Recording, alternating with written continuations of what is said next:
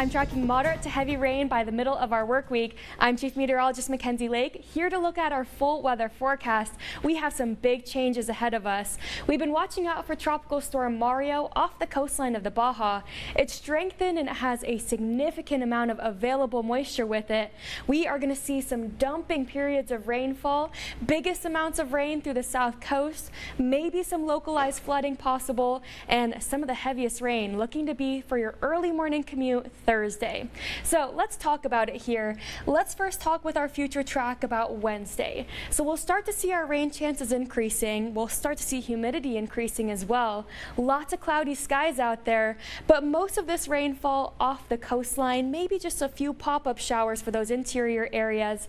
But the real main topic of discussion, it's going to be this wall of moisture that's moving into the central coast starting at 9:30 p.m. To keep things into perspective, the last time we saw a storm system with this much available moisture was Hurricane Dorian back in the 2015 timeframe.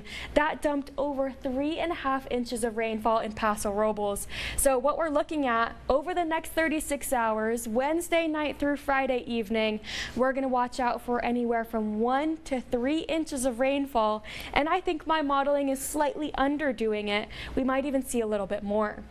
So here's a look at the overnight. Thursday, very early in the morning, you can see here that's when the real rain starts to push in. We're getting these indications of yellows and reds. That means some localized heavy downpours at times. But a lot of this rainfall is going to funnel in for the south coastline, and I think our rain chances looking to be upwards of 2 inches.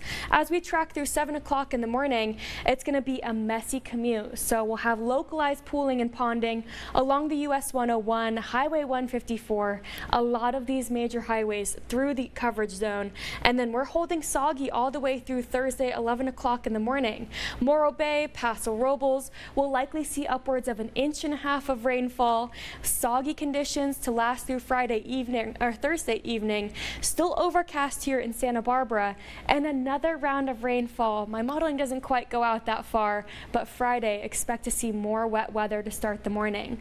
So here's a look at my future track rainfall. Again, this is taking into account that 36-hour time frame. South-facing coastline, close to 2.5 inches in Santa Ynez, over 2 inches here in Santa Barbara. So when we have these storms that cross in from the south, they push a lot of moisture up into the Santa Ynez mountain range, and it allows these storm systems to dump a significant amount of rain for the south-facing coastline. I think we will be impacted the most. We'll see about 1.5 inches, maybe closer to 1 inch in Ventura County, and this is doing a very under-projected reasoning here. I think we'll see closer to 1.5 inches up in San Luis Obispo as well. So again, big impacts expected, especially Thursday morning for your commute. A lot of this rainfall falling overnight, so that is one good thing. But keep in mind, Thursday in Santa Barbara, we're at 60% chance of showers, another round of wet weather, but more light to moderate rain on Friday. We still have a 10% chance into the weekend, but most modeling shows that we'll dry out and warm up. Let's talk about our Tuesday. So no chances of rainfall today. We're just looking at a foggy morning and a fast clearing pattern. So here's a look at our temperatures. It's going to be a warm one on tap. 81 here in Santa Barbara, close to triple digits for those inland areas, and it's going to feel muggy and kind of tropical outside. It's going to be a humid one on tap, and you can see here it's a warm one.